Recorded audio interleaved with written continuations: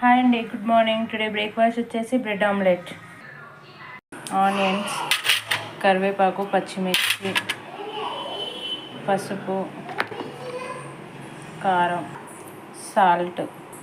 ఇప్పుడు కలిపేసుకుందాం దీన్నంతా ఇలా కలిపేసుకున్నామా. గ్యాస్ పైన బౌల్ పెట్టేసుకొని ఆయిల్ వేసేసుకుందాం.